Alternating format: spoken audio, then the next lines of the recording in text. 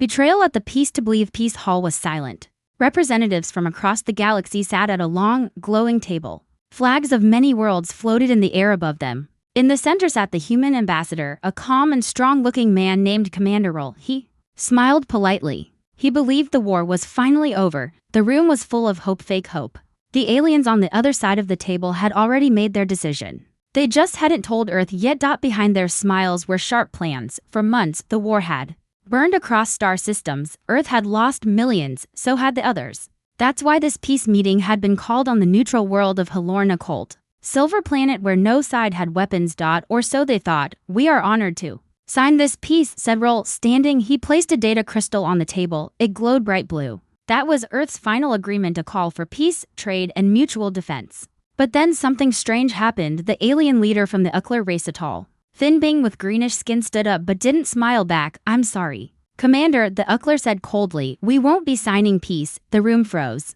Before Roll could speak, the lights went red. Explosions shook the building from above. Through the transparent dome ceiling, human ships could be seen falling like broken toys, burning, crashing. Rill's eyes widened. You planned this? The Uckler leader turned away. Our fleets were already waiting, he said. Your people trust too easily. Another ambassador, a blue-scaled Varnak, laughed. You thought you were equals. You're not. Outside the peace dome, human diplomats screamed. The guards who had protected them were already dead. Retreat, Roll shouted to his officers. Get back to the shuttle, now. But it was too late. Alien fighters stormed the sky. Human ships were taken out one by one. No warning. No chance to fight back. They had trusted the treaty. They had laid down their weapons. And the galaxy stabbed them in the back on Earth. The signal came through footage of the attack. Leaders watched in horror as their representatives were killed. Entire stations were wiped out in minutes. The president of Earth sat in silence. Her face was pale. Her hands clenched. No one in the war room spoke. And then she gave the order: no peace, no mercy.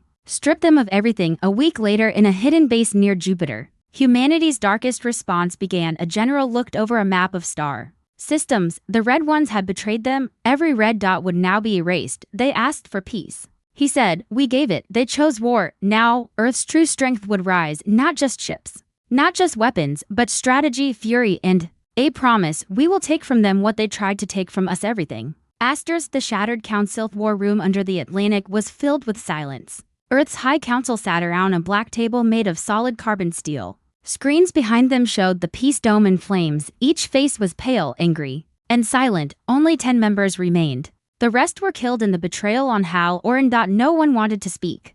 No one could believe what had happened. Then the door slid open. A young officer entered. Her name was Kara. She wore a dark gray uniform with the Earth emblem across her chest. She wasn't part of the council, but she had survived the ambush. She had blood on her sleeve. They didn't just attack, she said. They hunted us. The council turned to her. We tried to run, Kara continued. But they chased us. They shot our escape ships. They even smiled while doing it. Her voice cracked. They didn't want peace. They wanted us weak. The room went colder than space. Finally, the president stood. She was older, gray-haired, but strong. Her voice was low and full of fire. For years, we offered them peace, she said. We joined their councils. We followed their rules. And this is what we get? She looked around the table. They think humans are too soft, too slow, too emotional. She paused. Then let's show them what we do when the gloves come off. Kara stepped forward. We've gathered data. All of them, the Uckler, the Varnak. The Zeros worked together. They planned this betrayal months ago. The president narrowed her eyes. What do they fear the most? Kara answered quickly. They fear losing control. They fear chaos. And they fear us when we stop playing fair. The council murmured. Another general spoke. Our fleets are scattered. Our allies are gone. The president didn't blink. Then we become something they can't predict. We hit fast. We hit deep. And we don't stop. Far across the galaxy, in a dark corner of space, a secret Terran ship powered up. It was called the Revenant, built in silence, hidden for years. Designed for one purpose: revenge without limits. The ship had no official markings. No registration. It didn't follow laws. It made its own. Inside the ship, weapons were being loaded. Not just missiles, but hacking drones, EMP bombs, gravity mines, and a message was prepared. A single sentence: you started this, we'll finish it. In the alien capital of Azirian, leaders laughed. They celebrated Earth's fall. The Varnak leader raised a glass filled with glowing blue liquid. Humans were too soft, too trusting. But outside their orbit, something entered real space. Something without a signal. Something they had never seen. Their sensors flashed red. Their alarms screamed. But it was already too late. Back on Earth, the president stood at the council table. Again, no one expected us to fight like this, she said. Now, they'll see a new Earth, a colder one. A focused one. And when it's over, she paused, there will be nothing left of the ones who betrayed us. Asterisk ghosts over Daxel Prime. Daxel Prime was a rich world. Tall crystal towers reached into the sky. Blue rivers glowed with energy. Alien nobles walked in peace. The planet had been untouched by war until now. 3 moons floated in the sky. Underneath, the Varna governor sipped his morning drink. He looked out from his palace window and smiled. The humans are finished, he whispered to himself. But far above the atmosphere, something moved. No signal, no light, just a black shadow. Gliding between stars, the Revenant had arrived inside the Terran warship. Captain Doran stood before his crew. His face was hard, his voice was quiet. They don't expect us to come this far, this deep, he said. They think we'll play by rules. He pointed to the glowing map. Tonight, we show them what ghosts look like. The crew nodded. No one spoke. They were all volunteers, survivors, ghosts themselves. The Revenant dropped into Daxel Prime's orbit without a trace, one by one. Small pods launched from the underbelly of the ship. They moved like comets, fast, silent, unstoppable. On the ground, the Varna governor's palace lights flickered. Another system failure? He grunted. Then the sky turned white. An entire building exploded. Not from above but from within. Terran saboteurs had arrived. In the city center, alien soldiers rushed out. But their weapons jammed, their systems were dead. The humans had already hacked the defense grid. From the shadows, Terran operatives appeared. No armor. No banners. Just precise, fast death. Governor Reln stumbled back into his control room. Where is our fleet? He shouted. His aide was pale. Gone, sir. A virus disabled our network. They're blind, all of them. Then a message played on every screen. A human woman's voice spoke. Daxel Prime supported Betrayal. Now it will pay. The feed ended seconds later. The fusion core under the palace went critical. In orbit, the Revenant turned away. Behind it, Daxel Prime burned. Captain Doran looked at the damage, then tapped a button. Target erased. Prepare for the next one. Back on Earth, the president watched from her secure bunker. That's one down, she said quietly. An advisor turned. Should we give them a chance to surrender? She looked him dead in the eyes. Did they? Across the galaxy, fear spread. Like wildfire, the Terrans weren't just fighting, they were erasing. And no one knew where they would strike next. They had become shadows in the stars. The Empire begs for mercy. The empire that once ruled over hundreds of worlds was now falling apart. Their great cities were in flames, their warships floated dead in space. And the name on every trembling lip was Earth inside the Imperial War Hall. The Emperor sat alone, his eyes were red, his face pale. The proud crown on his head now felt heavy like chains. Reports came from every direction, one after another. Planet Karnos has fallen, Fleet 7 is gone, no survivors. The Terran weapons, we can't defend against them. He slammed his fist on the table. No. We were the masters, we were the rulers, but deep inside, even he knew it was over. The Terran fleet had reached the heart of the Empire. Giant black ships, silent as shadows, filled the skies. They did not attack first, they simply hovered and waited. The message was clear, you betrayed us, now look at what you've awakened. The Emperor called an emergency meeting. His generals arrived wounded, broken, defeated. What do we do? One whispered, we beg, said another, beg for mercy. A communication beam was sent toward the Terran flagship. A message played, this is the High Empire, we surrender, we ask for peace. Please, we ask for your mercy. The message was repeated 20 times. No reply came, not at first, then at last the Terran fleet answered. A single voice. Cold, calm, human, we remember your peace talks. We remember your betrayal. Mercy was an option, you buried it under fire. Panic swept through the Empire. People ran from cities, even though there was nowhere left to go. Some blamed the Emperor, some blamed the war, some simply cried, and above them, Earth's fleet still waited. Watching, judging. On board the Terran flagship, Admiral Cade stood with arms behind his back. He looked at the Empire's surrender message. The room was quiet. He finally spoke. They ask for mercy now. Did they ask when they dropped bombs on our colonies? No one answered. He looked at his officers. We won't wipe them out. We'll leave something worse. Let them live, and know the stars are no longer theirs. Down below, on the Emperor's homeworld, the skies filled with light. Terran ships moved silently, cutting off every gate, every path to other stars. No shots fired. No explosions. Just isolation. The Empire had become a prison. In the war room, the Emperor screamed, what are they doing? Why won't they kill us? An old general whispered. They're doing what we never did. They're showing control. On Earth, the message from the Empire played again and again. People remembered the pain, the loss, The betrayal, now, they watched their enemies beg. Children who had lost parents watched the emperor cry on every screen. There was no cheering, only silence, because humans had learned something deeper than war. Power doesn't always scream. Sometimes it just stares and never blinks. Asterisk, no one left to run the empire had fallen quiet. Too quiet. Once, its systems were alive with orders, commands, and the pride of conquest. Now, the channels buzzed with static and fear. The Terran fleet still hung in orbit like shadows carved from steel, and down below?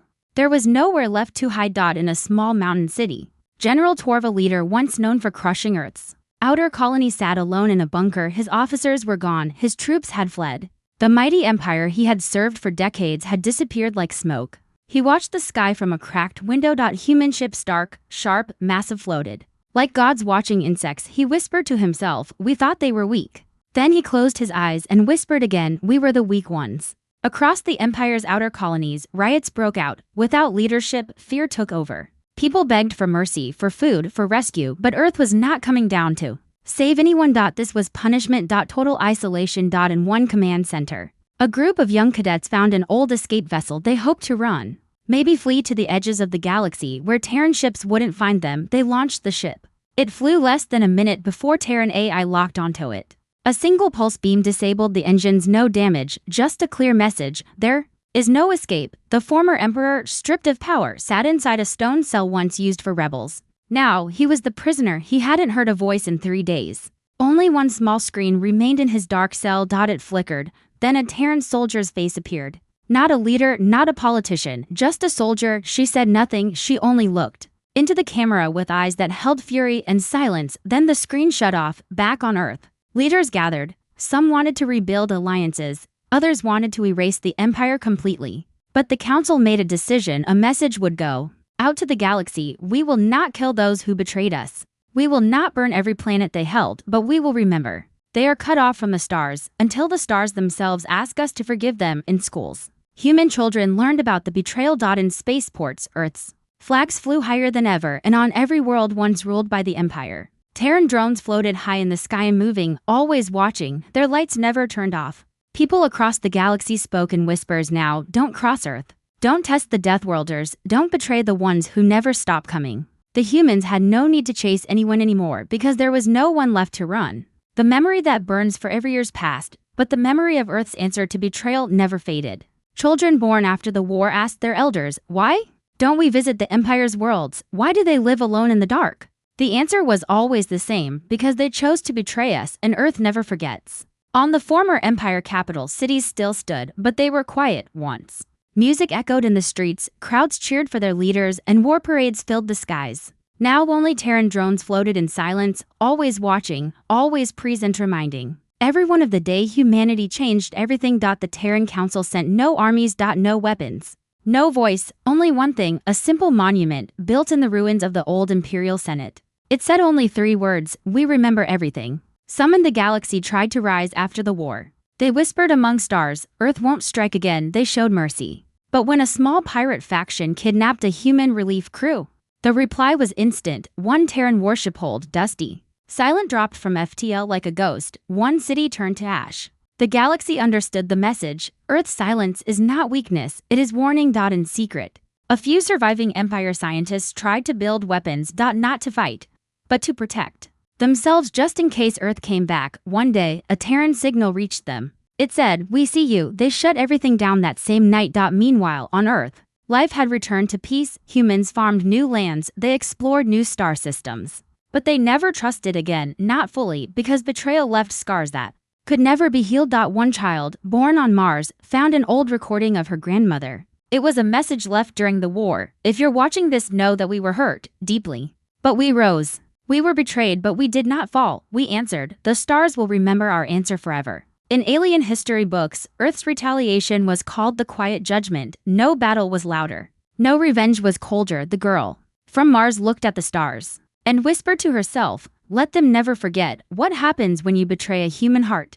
What comes after mercy." This galaxy had changed, not through a great war, not through peace talks, but through silence, the kind of silence that follows betrayal so deep no apology can fix it. On a distant world, once proud in the Empire's name, a child asked, "Why did the humans never speak to us?" His teacher looked to the stars. Because once we broke something sacred, Earth never fired another shot, they never sent soldiers again, they didn't need to.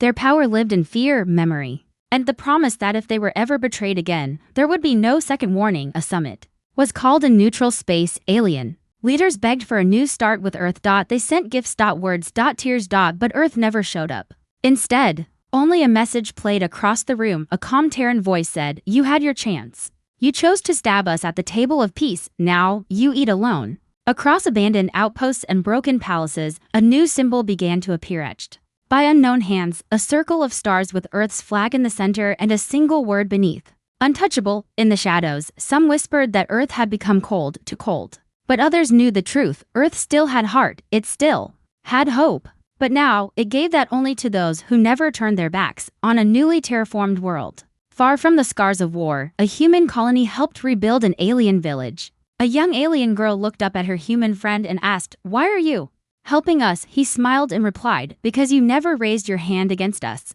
And we don't punish the innocent."